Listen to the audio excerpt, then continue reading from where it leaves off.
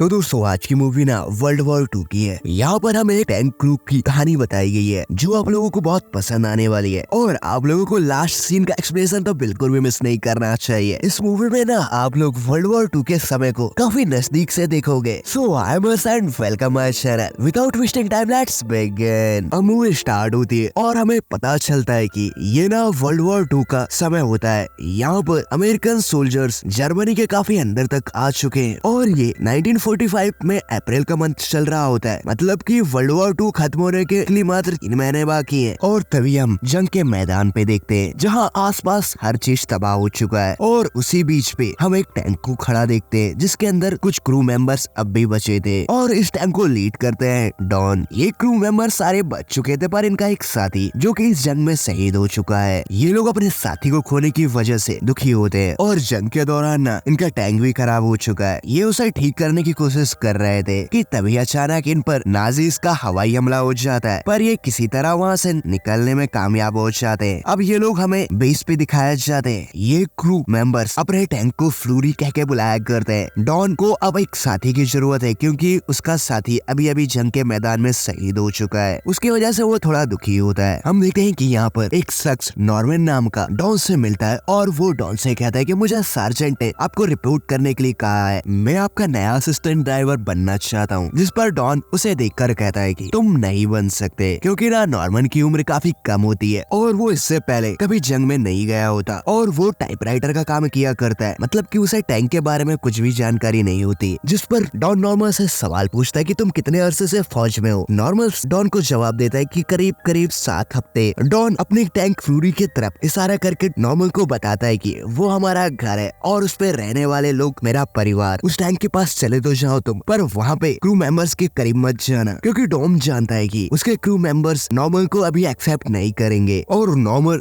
जब वहाँ जाता है टैंक के पास तो उसके साथ वैसा ही होता है। क्रू मेंबर्स ना उसके साथ सही से पेश नहीं आ रहे होते। वो उससे उसका बैग ले लेते हैं और उस पर सामान चेक करने लगते हैं। ये लोग सभी मिलकर नॉर्मल को तंग कर रहे थे। वो लोग नॉर्मल से पूछते हैं कि क्या तुमने इससे पहले कभी टैंक के अंदर गए हो या फिर तुमने उसे कभी चलाया है। जिस पर नॉर्मल उन्हें कहता है कि नहीं, मैंने आज तक टैंक को अंदर से नहीं देखा। जिस पर वो लोग उसे टैंक के अंदर जाने का कहते हैं क्योंकि उनके साथी सोल्जर की जो डेथ हुई थी उसकी वजह से टैंक के अंदर खून ही खून था। अब नॉर्मन अंदर खून देकर उसे साफ करने लगता है पर वहाँ बहुत ज्यादा खून होने की वजह से नॉर्मन को वोमिटिंग होने लगती है। यहाँ दूर से डॉन नॉर्मन को देखता है कि वो इस टैंक में ज्यादा दिनों तक नहीं टिकेगा। वो कमजोर दिल का व्यक्ति है। पर तभी नॉर्मन के पास से एक ट्रक गुजरता है और जिसके अंदर सोल्जर्स की डेड बॉडीज थी। उसमें बहुत सी डेड बॉडीज होती है। ये सब देखकर नॉर्मन समझ जाता है कि जंग के मैदान में ये सब आम बात होती है। तो वो वापस जाके टैंक में सफाई करने लगता है। इसी दौरान डॉन देखता है कि उनके बेस पर एक जर्मन सोल्जर को पकड़ा गया है। वो काफी भड़क जाता है उसके ऊपर, पर उस जर्मन सोल्जर को पूछताछ के लिए लाया गया था, नहीं तो डॉन उसे मार ही देता। यहाँ डॉन नॉर्मन को कहता है कि तुम्हें ऐसे एक एक को बेरहमी से मारना है। डॉन अपने क्रू मेंबर से कह रहा होता है कि तुम नॉर्मन को गन चलाना सिखा दो। वो लोग ऐसा ही करते हैं। अब डॉम का टैंक फ्रंट साइड पे जाने वाला था। उन लोगों को एक मिशन मिलता है और उनके टैंक के साथ बाकी और 4 टैंक भी फ्रंट साइड पर उनके साथ जाएंगे। अब ये लोग अपने मिशन के लिए आगे बढ़ने लगते हैं। ये अपने रास्ते में देखते हैं कि टैंक के सामने बहुत से जर्मन्स लोग हैं। ये लोग उन लोगों को नहीं मारा करते क्योंकि वो सिटीजन्स थे। और अब ये वहाँ से आगे बढ़ जाते हैं। आगे बढ़ते बढ़ते ये एक जंगल की ओर बढ़ चुके थे जहाँ पर काफी घने पेड़ पौधे थे और ये रास्ते से जा ही रहे होते कि तभी नॉर्मन झाड़ियों के बीच कुछ हलचल देखता है। वो हलचल और कुछ नहीं जर्मन सोल्जर्स होते हैं। वो सोल्जर्स ना उनके एक साथी टैंक पे हमला कर देते हैं जिसकी वजह से वो टैंक तबाह हो जाता है और उसके अंदर के लोग मारे जाते हैं। ये लोग उन्हें मार देते हैं और हम उन्हें देखते हैं कि वो बच्चे थे और वो बच्चे होने की वजह से नॉर्मल ने उन पर हमला नहीं किया जिसकी वजह से उनका एक साथी टैंक और उसमें मौजूद लोग मारे गए। और डॉम समझ जाता है कि ये सब नॉर्मल की गलती है। वो उससे कहता है कि तुमने उन पर हमला क्यों नहीं किया। जिस पर नॉर्मल उन्हें कहता है कि वो सिर्फ बच्चे थे। डॉन उसे तेज आवाज में कहता है कि देखा ना बच्चे क्या कर सकते हैं। अगली बार से तुम्हें जब भी कोई जर्मन के हाथ में हथियार दिखाई दे तो तुम्हें उन्हें भूंज देना है, चाहे वो बच्चे हो या फिर कोई खूबसूरत लड़की। तुम्हारी एक गलती हमारे कईयों साथियों की जान ले सकती है। ये जंग का मैदान है, यहाँ ऐसा ही होता है। अब वॉर डैडी मतलब कि डॉम बाकी 3 बचे हुए टैंक्स को कहता है कि अब आगे मैं इस कॉलम को लीड करूंगा। अब ये लोग आगे बढ़ने लगते हैं। ये वहाँ पहुँच चुके थे जहाँ इन्हें पहुँचना था। डॉन अपने साथी टैंक्स को वहाँ खड़े रहने का कह के खुद जाके वहाँ पर कर्नल से बात करता है। कर्नल उन्हें प्लान समझाते हैं और कहते हैं कि इस जगह पर हमारी एक प्लेटून की टुकड़ी मतलब कि सोल्जर्स के कुछ लोग फंस चुके और वहाँ पर जर्मन्स के एंटी टैंक्स है जिन्होंने हमारे टैंक्स को तबाह कर दिए। तो तुम्हें वहाँ जाकर उन सारे सोल्जर्स को बचाना है और आगे के शहर पर कब्जा करना है। डॉन कर्नल के बताए हुए सारे कोऑर्डिनेट अपने डायरी पे नोट कर लेता है और वहाँ जाकर अपने टीम से उन कोऑर्डिनेट को शेयर करके अब ये लोग आगे बढ़ रहे थे। आगे बढ़ के डॉन देखता है कि वहाँ पर युद्ध चल रहा है, तो ये सभी खुले मैदान में लाइन अप होके जाएंगे और उन सोल्जर्स को अपने टैंक के पीछे से आगे लेके चलेंगे। ये लोग ऐसा ही करते हैं। वो ग्राउंड के मैदान में पहुंच चुके थे और सभी लाइन अप होके जा रहे थे। अब जर्मन्स इन पर हमला कर देते। डॉन अपनी टैंक को बहुत बढ़िया तरीके से लीड कर रहा होता है। वो जर्मन्स के सारे हथियारों को नाकाम करते हुए उन पर फायर कर रहे थे और उनके साथी टैंक भी ऐसा ही कर रहे होते। नॉर्मन इससे पहले कभी बैटलफील्ड पे नहीं गया होता, तो वो इतनी सारी गोलियां चलने की वजह से डर चुका था। वो वहाँ पर गोली ही नहीं चलाता। सारे टैंक्स मिलकर जर्मन्स को खत्म करने की कोशिश कर रहे होते हैं और तभी डॉन देखता है कि एक हाई वेलोसिटी गन होती है जिससे कि वो हमारे सोल्जर्स पर हमला कर रहे हैं। वो उसकी ओर एम करके उसे तबाह कर देते हैं। यहाँ नॉर्मन गोलियां ही नहीं चला रहा होता, इसके लिए वो साथी क्रू उस पर चिल्ला रहे होते हैं और उसे कहते हैं कि तुम नाजी उसको शूट करो ना यार, क्या कर रहे हो। यहाँ पर नॉर्मन पूरी तरह से फ्रस्ट्रेट हो जाता है। वो रोने लगता है। वो कहता है कि मैं हार चुका हूँ। फ्यूरी क्रू टीम का एक मेंबर गॉर्डो नॉर्मन से कहता है कि ये काम अच्छा नहीं है पर हमें करना पड़ता है और वो यहाँ पर शांत हो जाता है नॉर्मन। और अब बाहर सारे जर्मन्स खत्म हो चुके थे। इस युद्ध के दौरान जर्मन के साथ साथ अमेरिकन सोल्जर्स भी मारे गए थे और बाहर का नजारा काफी खौफनाक था। यहाँ पर हम टैंक के अंदर देखते हैं जहाँ डॉम नॉर्मन से कहता है कि उस सीट पे मेरे पास पूरे नॉर्थ का बेस्ट वो गनर था और उसकी जगह तुम उस सीट पर। तभी बाहर डॉन को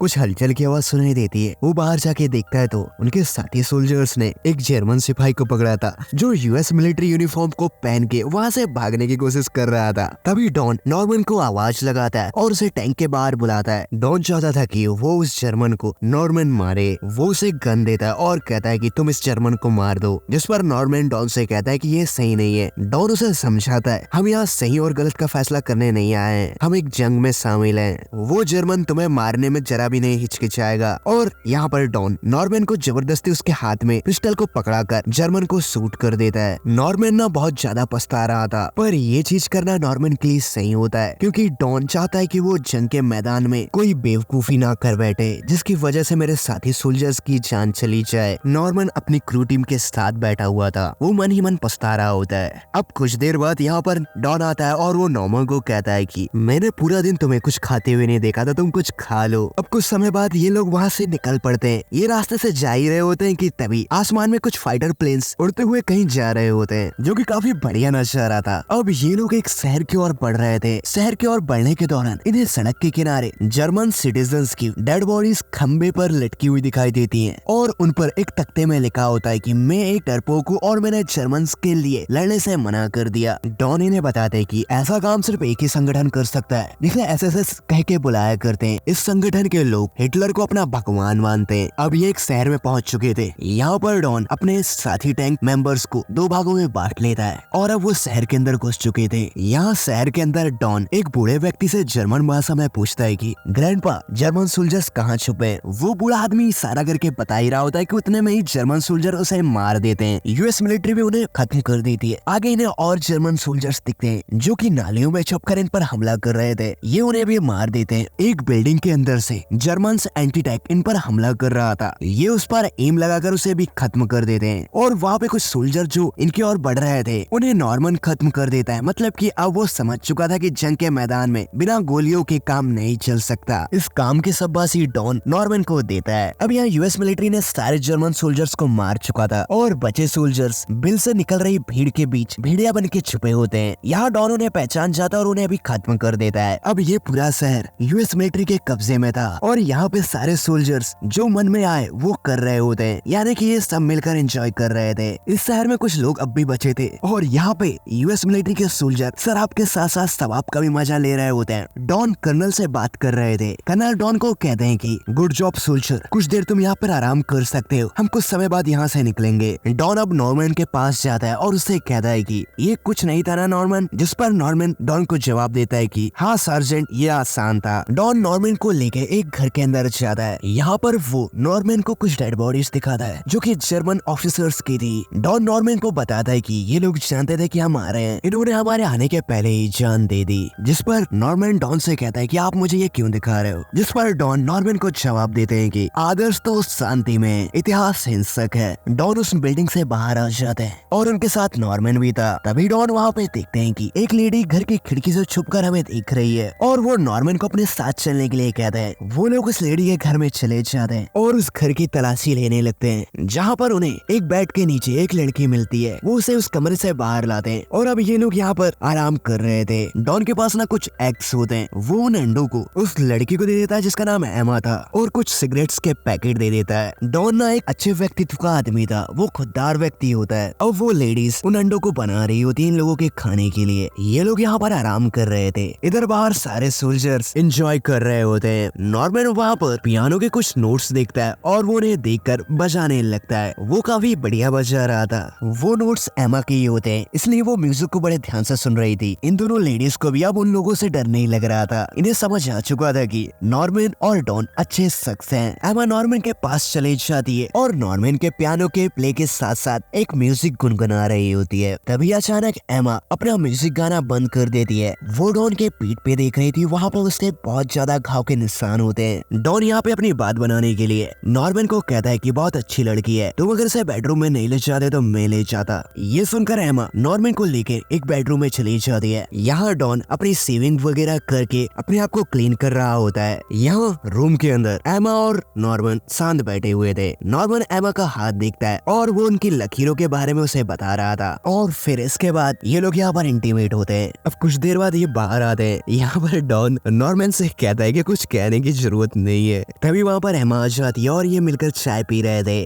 और वो दूसरी लेडी इनके लिए यहाँ पे खाना लगा रही थी। तभी बाहर से इनके क्रू मेंबर्स आ जाते हैं जो कि इनके साथ टैंक में साथ काम किया करते थे और वो यहाँ आकर नॉर्मन को परेशान करने लगते हैं और डॉन उन्हें साथ में खाने के लिए पूछता है। ये लोग ने ना पी रखी थी, इसलिए ये सब यहाँ पर नॉर्मन को परेशान कर रहे थे और वो डॉन के साथ भी सही से पेश नहीं आ रहे होते हैं। यहाँ पर गौर ऐसी बातें कर रहा होता है जो कि डॉन के सामने उसे नहीं करनी चाहिए थी, जिसकी वजह से डॉन को गुस्सा आ रहा होता है, पर वो अपने गुस्से को कंट्रोल रखता है। अब ये लोग यहाँ पर ज्यादा ही बोल रहे होते हैं, जिसकी वजह से डॉन इन पे भड़क जाता है। तभी बाहर से एक सोल्जर आता है और वो डॉन को कहता है कि सर आपके लिए एक मिशन है। अब ये लोग मिशन पे जा रहे होते हैं। नॉर्मन एमा को अलविदा कह के यहाँ से जा रहा था और एमा उससे कहती कि जल्दी मिलने आना, पर एमा और नॉर्मन के बीच ग्रेडी आ जाता है और वो जबरदस्ती नॉर्मन को अपने साथ लेके जाता है। यहाँ पर कर्नल डॉन को सारी इन्फॉर्मेशन दे देते हैं और उसे कहाँ जाना है इस बारे में भी बता देते हैं कि तभी अचानक इन पर जर्मन्स हमला कर देते हैं। वो दूर से इन पर तोपें चला रहे थे। इस हमले में सोल्जर्स को कुछ तो नहीं होता, पर आसपास के घर टूट चुके थे और नॉर्मन देखता है कि एमा का भी घर गिर गया था और वो देखता है एमा ईंटों के बीच दबी हुई है, मतलब कि उसकी मौत हो गई। फिर से वहाँ पर ग्रेडी आता है और नॉर्मन को लेके वहाँ से चले जाता है। अब ये लोग इस शहर से आगे बढ़ जाते हैं। नॉर्मन थोड़ा दुखी दिखाई दे रहा था। डॉन नॉर्मन को शांत कराने के लिए एक शहर की ओर इशारा करता है जहाँ पर पूरा शहर चल रहा था और यहाँ पर डॉन नॉर्मन को बताता है कि इस लड़ाई की शुरुआत में मैंने जर्मन्स को अफ्रीका में मारा और फिर फ्रांस में और अब जर्मनी में मार रहा हूँ। ये सब खत्म हो जाएगा बहुत ही जल्द। ये कहकर डॉन अब शांत हो जाता है और ये लोग अब आगे बढ़ रहे थे कि तभी अचानक इन पर हमला हो जाता है। जर्मन्स ने इनके एक टैंक को तबाह कर दिया था। अब मात्र 3 टैंक बचे थे। ये लोग सभी वहाँ से पीछे हटने लगते हैं और अपनी पोजीशन जमा कर जिस तरफ से हमला हुआ था उस साइड पे फायर कर रहे थे। वो जर्मन्स का एंटी टैंक होता है जिस पर इन लोगों के हमले का कोई भी असर नहीं हो रहा था। ये लगातार मिलकर उस पर फायर कर रहे होते हैं। वो अकेला एंटी टैंक इन तीनों पर भारी पड़ रहा होता है और उस टैंक ने इनके एक और टैंक के लीडर को मार दिया था, जिससे कि अब वो टैंक मतलब कि एक टैंक और तबाह हो चुका। अब ये 2 ही टैंक बचे हैं उस अकेले टैंक के सामने। अब यहाँ पर डॉन अपने दिमाग का इस्तेमाल करके उस टैंक को घेर लेते हैं और वो टैंक उनके एक साथी टैंक को भी तबाह कर देता है। पर जब तक वो टैंक दूसरे टैंक को मार रहा था तो फ्यूरी उस टैंक के पीछे पहुंच चुका था और यहाँ पर डॉन और उसकी टीम मिलकर एक जोरदार निशाना उस एंटी टैंक के पिछले हिस्से में शूट करती है, जिस जगह से वो टैंक की परत पतली होती है। ये बार बार उसी जगह पर हमला कर रहे थे जिससे कि वो टैंक भी तबाह हो चुका था। यानी कि अब इनके साथ के सारे टैंक खत्म हो चुके हैं, बस ये अकेला टैंक ही बचा होता है और इन लोगों ने अपनी चतुराई और टीम वर्क से उस टैंक को हरा दिया। अब यहाँ पर डॉन अपना कम्युनिकेशन चेक करता है पर वो भी काम नहीं कर रहा था। यहाँ पर बाइबल इन सभी से कहता है कि हर कोई हार गया हमारे अलावा, मतलब कि हमारे ऊपर गॉड का हाथ है। ये अपनी जीत से काफी खुश होते हैं। अब डॉन इन सभी से कहता है कि जैसा कि हमें कहा गया है, हम अकेले ही आगे के रास्ते बढ़ते और उन जर्मनों की लहर को रोकते हैं। ये अपने फ्यूरी टैंक के साथ जर्मनों का सामना करने आगे बढ़ रहे थे। जैसा कि डॉन से उस कर्नल ने कहा था कि तुम्हें क्रॉस रूट तक पहुंचना है, तो ये लोग वहां तक पहुंच चुके थे कि तभी अचानक इनका टैंक एक लैंडमाइन के नीचे आ जाता है, जिसकी वजह से उनके टैंक की चैन नीचे उतर जाती है। मतलब कि अब वो टैंक आगे नहीं बढ़ सकता। ये लोग उसे सुधारने का ट्राई करते हैं। डॉन ग्रेडी और नॉर्मन को उस बिल्डिंग का मुआयना करने के लिए भेजता है। यहाँ ये लोग आके देखते हैं उस बिल्डिंग के अंदर तो वहाँ पर कुछ लाशें पड़ी थी, पर वहाँ पर कोई भी जिंदा व्यक्ति नहीं होता। तभी यहाँ पर ग्रेडी नॉर्मन से माफी मांगता है और कहता है कि यार मैं बुरा व्यक्ति हूँ, तुम एक अच्छे इंसान हो नॉर्मन, तो मुझे माफ कर देना मेरी पिछली गलतियों से। नॉर्मन उसे माफ कर देता है। अब इन सभी के बीच एक अच्छा बॉन्ड बन चुका था, क्योंकि ये साथ में ही रहा करते थे। अब ग्रेडी और नॉर्मन उस बिल्डिंग के बाहर आते हैं। अब कुछ देर बाद डॉन नॉर्मन से कहता है कि तुम उस पहाड़ की चोटी पे जाओ, अब तुम आउटपोस्ट गार्ड हो और वहाँ से जर्मन्स की आहट पर निगरानी रखो। नॉर्मन अपना लंच बॉक्स लेके अकेला जा रहा था उस पहाड़ी पे। वो पहाड़ी में पहुंच चुका था, आसपास कोई नहीं होता। वो शांति से अपना लंच करता है और फिर वहाँ पे बैठता है कि तभी वहाँ पर आवाज सुनाई देती है। वो छुप के देखता है कि वहाँ पर जर्मन सोल्जर्स आ रहे हैं। ये देख के वो वहाँ से दौड़ के अपनी क्रू टीम के पास आता है और वो सारी खबर डॉन को बता देता है। डॉन नॉर्मन से पूछता है कि कितने जर्मन्स हैं, जिस पर नॉर्मन बताता है कि शायद 200 या 300 होंगे। बाइबल पूछता है क्या उन पे टैंक भी है, जिस पर नॉर्मन कहता है कि नहीं टैंक नहीं है, बस ट्रक है और जर्मन सोल्जर्स हैं। ये सुनकर डॉन उन्हें कहता है कि ये एक कमीनी एसएस बटालियन है। ये सुनकर बाइबल, ग्रेडी और गौर यहाँ से जाने के लिए अपना सामान ले लेते हैं और वो डॉन को कहते हैं कि चलो जल्दी अपना सामान ले लो। डॉन इन सभी से कहता है कि हम पहले नहीं भागे और अभी भी नहीं भागेंगे, हम उनसे लड़ेंगे। ये सुनकर ग्रेडी ने कहता है कि क्या हमें यहीं रुकना होगा, टैंक फट चुका है, हमारे पास इसके अलावा और कोई रास्ता नहीं है, हम यहाँ से चलते हैं। और इनके बीच आपस में बहस हो रही थी। डॉन फैसला करता है कि वो यहीं रुककर उन जर्मन्स का सामना करेगा। वो उन सभी को जाने के लिए कह देता है। ये सुनकर सारे लोग एकदम से शांत हो जाते हैं। डॉन इन सभी से कहता है बॉयज अपना ध्यान रखना, सब ठीक है, मैं अकेला संभाल लूंगा, ये टैंक नहीं ये मेरा घर है। और डॉन की बात सुनकर नॉर्मन भी उसके साथ रुकने का फैसला करता है और ये सब देखकर सभी इन्हीं के साथ रुकने का फैसला करते हैं। मतलब कि ये सब मिलकर अब जर्मन से लड़ने वाले हैं। अब ये सब यहाँ पर अच्छी तैयारी करते हैं। पास ही घर में जो लाशें होती है ना, उन लाशों को ये इस तरह से लगा देते हैं उस टैंक पर कि जर्मन्स को ऐसा लगे कि ये टैंक तबाह हो चुका है। ये अपने सारे हथियार, वेपन्स, ग्रेनेड लेकर टैंक के अंदर बैठ जाते हैं और जर्मन्स का इंतजार करने लगते हैं। ये आपस में काफी बातें करते हैं क्योंकि ये जानते थे इस युद्ध के बाद ये शायद ही एक दूसरे से मिल पाए। यहाँ पर डॉन एक रम की बहुत पुरानी बोतल से सब मिलकर एक एक जाम लेते हैं और सभी इमोशनल हो चुके थे। अब नॉर्मन देखता है कि जर्मन्स भी आ चुके हैं, वो सभी को अलर्ट कर देता है। ये लोग शांत उस टैंक के अंदर बैठे हुए थे। जर्मन सोल्जर्स को इस टैंक को देखकर ऐसा लग रहा था कि ये तबाह हो चुका है, तो वो इस टैंक के ऊपर चढ़ के जब अंदर देखते हैं तो तभी अचानक से ये लोग उन पर हमला कर देते हैं और फिर ये टैंक से भी अटैक करने लगते हैं। इसकी वजह से इनके आसपास जर्मन बिखर चुके थे। फ्यूरी टैंक के मेंबर्स सारे मिलकर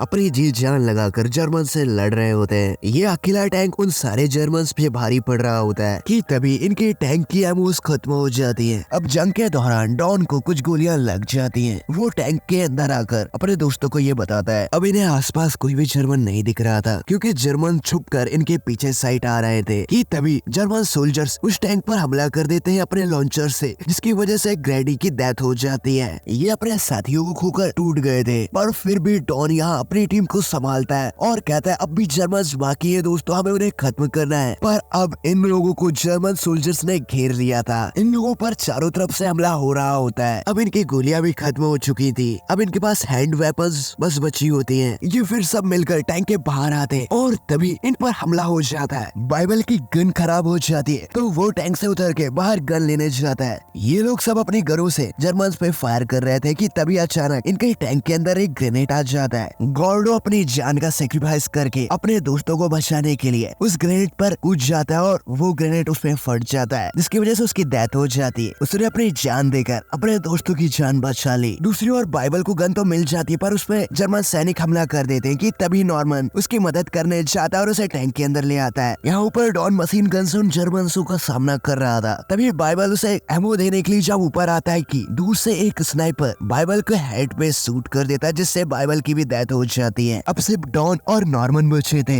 यहाँ पर हमें जर्मन्स का एक दूर से स्नाइपर दिखाया जाता है जो डॉन पर एम कर रहा था और वो डॉन को भी जख्मी कर देता है। वो जर्मन स्नाइपर एक गोली चलाकर रुकता नहीं है, वो डॉन पर बहुत सी गोलियां चलाता है, पर डॉन इतनी गोलियां खाने के बावजूद भी किसी तरह टैंक के अंदर आ जाता है। डॉन को इस हालत में देख के नॉर्मन की आंखों में आंसू आ जाते हैं। डॉन नॉर्मन से कहता है कि बच्चे मुझे माफ करना। नॉर्मन और डॉन दोनों इमोशनल हो जाते हैं। नॉर्मन की आंख में आंसू आ चुके थे। नॉर्मन डॉन से पूछता है कि क्या मुझे सरेंडर करना चाहिए, जिस पर डॉन नॉर्मन से कहता है कि ऐसा भूल के भी मत करना, ये तुम्हें बहुत दर्दनाक मौत देंगे। तुम टैंक के नीचे एक खींच देख रहे हो ना, उसे खींच के नीचे चले जाओ। और तभी जर्मन सोल्जर्स टैंक के अंदर ग्रेनेड डाल देते हैं। डॉन नॉर्मन को कहता है कि जल्दी से नीचे चले जाओ, और डॉन उस ग्रेनेड से मर चुका था। जर्मन सोल्जर्स आसपास चेक कर रहे थे कि ये मरे कि नहीं, कि तभी टैंक के नीचे जो नॉर्मन छुपा होता है ना, वो अपने आप को गड्ढे में छुपा लेता है और वहाँ पर एक जर्मन सोल्जर टॉर्च से नॉर्मन को देख लेता है, पर वो किसी को कुछ भी नहीं बताता।